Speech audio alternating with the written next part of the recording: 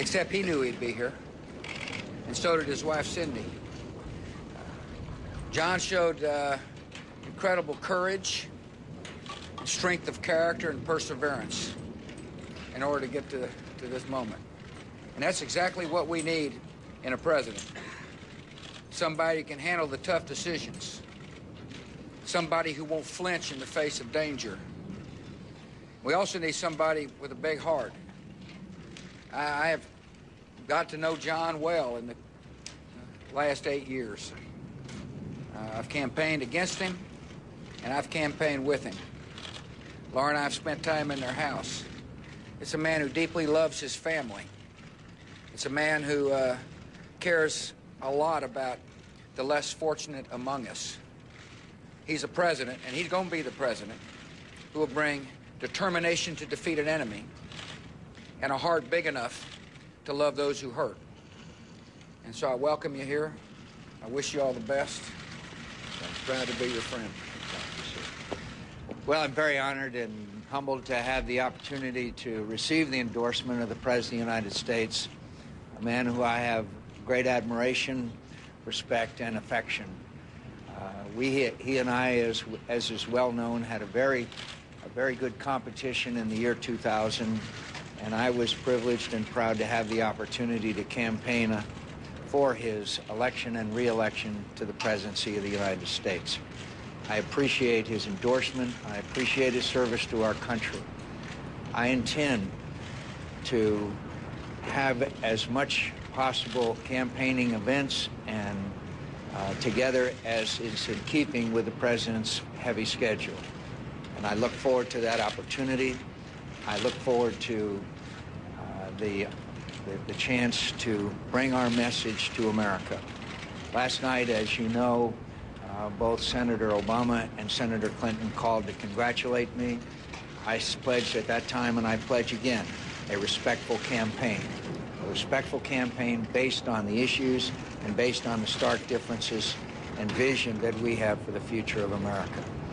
I hope that the President will find time from his busy schedule to be out on the campaign trail with me, and I will be very privileged to have the opportunity of being again on the campaign trail with him, only slightly different roles this time. I thank you, Mr. President, and it's a pleasure. Yeah, we'll answer a couple of questions. Abramowitz. Sorry you got such a lousy seat back there, you know? The voters, according to a lot of the exit polls, seem to be thirsting for change this year. And I'd like to ask both of you, how the Republican Party, which has been here for 8 years, is going to make the case that you're going to provide the change that the voters seem to want both on Iraq and on the economy. Yeah. Let me start off by saying that in 2000, I said, vote for me, I'm an agent of change. In 2004, I said, I'm not interested in change. I want to continue as president.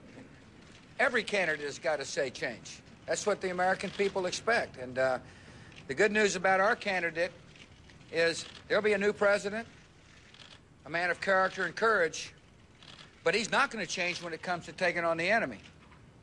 He understands this is a dangerous world. And I understand we better have steadfast leadership who's got the courage and determination to pursue this enemy so as to protect America. John McCain will find out when he takes the oath of office, his most important responsibility is to protect the American people from harm. And there's still an enemy that lurks, an enemy that wants to strike us. And this country better have somebody in that Oval Office who understands the stakes. And John McCain understands those stakes.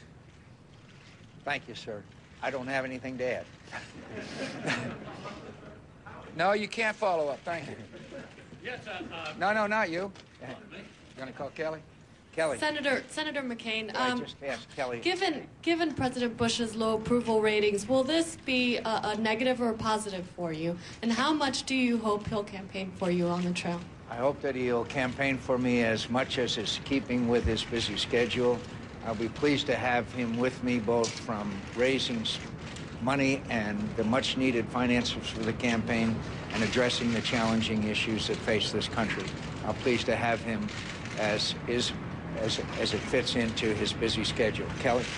Mr. President, Senator McCain, Sir, how would you counsel Senator McCain to choose a running mate? How quickly? And given the fact that Democrats will field a nominee who will make some kind of history, a woman, an African American, should Republicans consider that in selecting a vice presidential nominee? I'd tell him to be careful about who he names to be the head of the selection committee. Look, he's got plenty of experience. He knows what he needs to do, which is to have a process that, vets candidates, and the person, it's somebody's got to be comfortable with, somebody whose advice he relies upon. And he can answer his own question on that, but...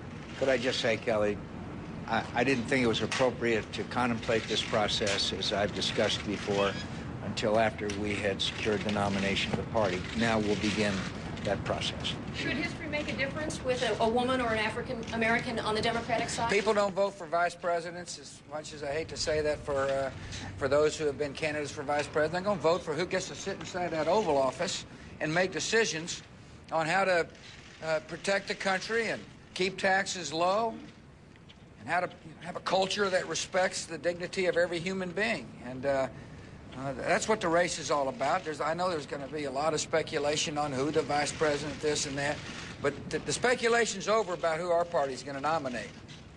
Liz? Mr. President, how much do you intend to do for Senator McCain, and do you think in some cases that your help could actually hurt him more than help him? Look, if my showing up and endorsing him helps him, or if I'm against him and it helps him, either way, I want him to win. Look, this is the same age-old question that every president's had to, answer, and there's an appropriate amount of campaigning for me to do, but they're not going to be voting for me. I've had my time in the Oval Office. It's been a fabulous experience, by the way. And they're going to be voting for the next person to come in here and make the tough decisions about America.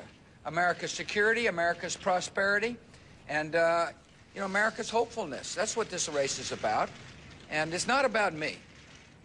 I've done my bit. And by the way, I'm not through. And I'm going to do a lot. And John's right. I do have a day job to keep. And I plan on keeping. I've told the people that follow me in this press corps that I'm going to sprint to the finish. And I mean what I say. I got a lot to do. But I'm going to find ample time to help. And I can help raising money. And if he wants my pretty face standing by his side at one of these rallies, I'll be glad to show up. But they're going to be looking at him. I'm going to be in Crawford with my feet up. He's going to be sitting in there behind that desk making the decisions on war and peace. And I'm thankful our party has nominated somebody plenty capable of making those decisions. And when the American people take a hard look, they're going to feel comfortable, like I feel comfortable, and recommending him to take my place. Listen, we thank you. Wolf, where's Wolf? No, I'm not calling him. Wolf. No, not you either. Where's Wolf? Oh, go ask something, will you? Where do you think you can be most helpful campaigning for him around the country? Look, I mean, as I told you, if he wants me to show up, I will. If he wants me to say, I'm not for him, I will. Whatever he wants me to do, I want him to win. And, Wolf, I don't know where. I mean, look. Could I start out with... I'm focusing on, protecting America and succeeding in Iraq and dealing with the North Korean and dealing with the Iranian and dealing with the issues around the world where we're making a difference in terms of keeping peace. I want to get this as good a position as possible so that when John McCain's the president, and he will be, he can deal with these issues in a way that yields peace. Well, could I say, one state springs to mind, Texas. They're not going to need me in Texas. It's going to be a landslide in Texas. Could I just say that I do intend to campaign all across the country. I think that literally every section of this country is in play, and I will be glad to have the president with me in keeping with his schedule in any part of America, and we're going to go everywhere in America with this campaign. Listen, thank you all very much for coming. Good. For Vice President.